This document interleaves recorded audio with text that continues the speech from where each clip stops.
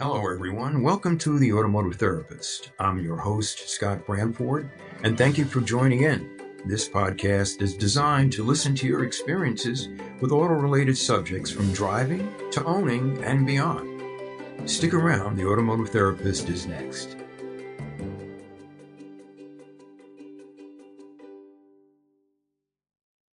So I'm back again for the Automotive Therapist. I'm Scott Branford, your precarious host. Not precarious.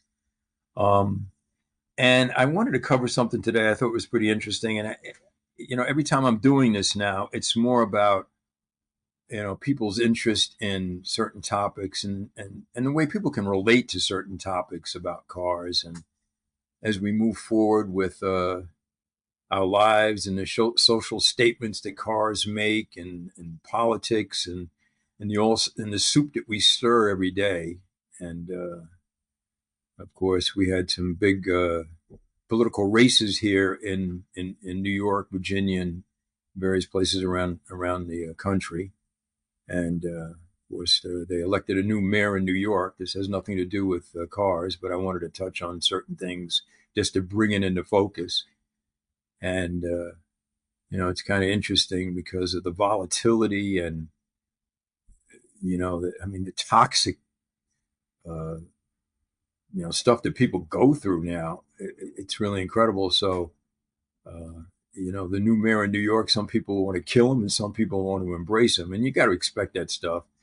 But it seems to be so much more hostile than it's ever been before. And I'm a product of the '50s and '60s, and going forward, it's really a sad testament. I never remember anything like this in my life. People still respected people when it came to their opinions about things, but now it's all out war. But getting back to the episode here and the topic that we wanted to discuss, it's about bad cars that make good drivers bad, and I think we can all relate to that. There's some cars that I can remember, and that's why I wanted to cover this topic, especially when it comes to exotic cars. I've been very fortunate and privileged to be able to experience driving, some really, really nice cars. And let me go back a minute. I was talking about Guinness World Book of Records thing, but I've driven probably several thousand cars. I mean, it's really hard to conceive. Okay, maybe it's 2,000. No, it's more than 2,000. It's got to be 5,000. But I was a swap driver for two dealerships for years, and that involved driving in like two cars or three, four cars a day, every day for maybe 5 or 6 years. I mean, do the math on that. I was a New York City taxi driver for years. I drove a mail truck in New York, and I'm not touting anything here. It's just the facts, and I want people to participate with this because I want you to like chime in, by making comments and stuff about, what you've done in your driving career. We're all drivers out here, some better than others, of course. Some people are super drivers and some people shouldn't be on the road. We know that already. But the cars, come to mind, and some people can relate to this. Lamborghini Countach. Okay, so Wolf of Wall Street. How many people have seen that movie? I know you've seen it. If you watch movies, Leonardo DiCaprio, wrecks the Countach and didn't think he wrecked it. But I got to drive that car a couple of times, and I remember Morley Safer and the 60 Minutes deal when he drove. He was in the Lamborghini, and that's textbook. It's iconic at this point. That whole video that they did, that storyline they did on 60 Minutes. But the car is impossible to drive. I mean, the clutch pedals are the size of some Legos or something. These cars are made to be ethereal cars. Paramount performance, I should say. But you couldn't drive the car. You couldn't see out of it. The seating position was absolutely unergonomic, uncomfortable as possible. The shifter, well, yeah, the shifter's there. You shifted the gears.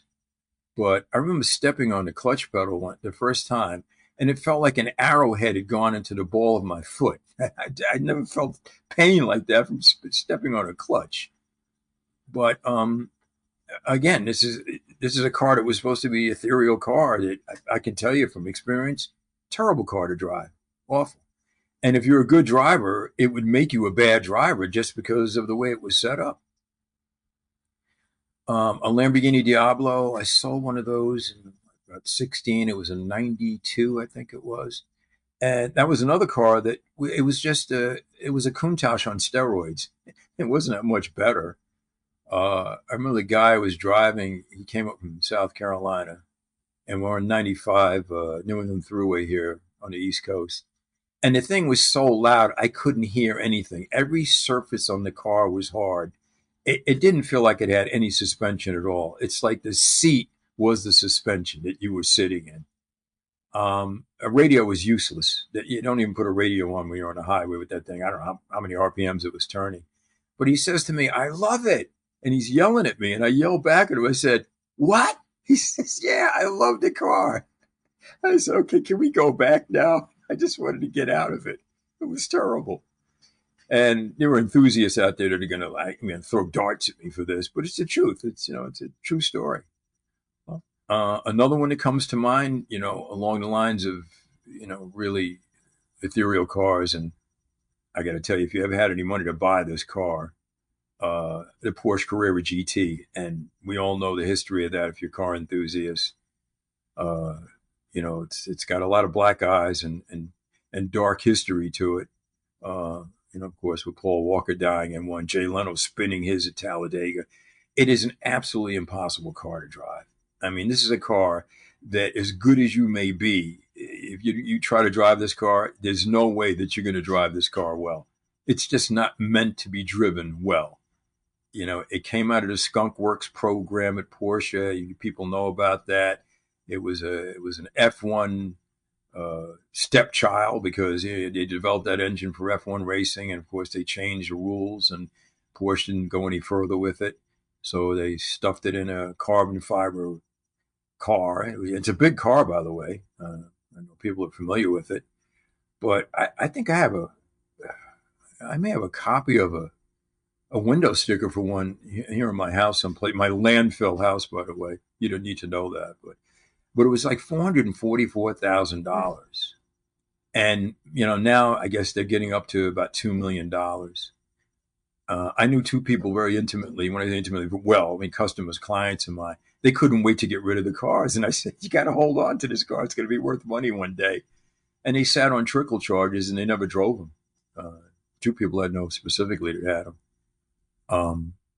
But then, you go down the food chain, way down at, the bottom of the barrel.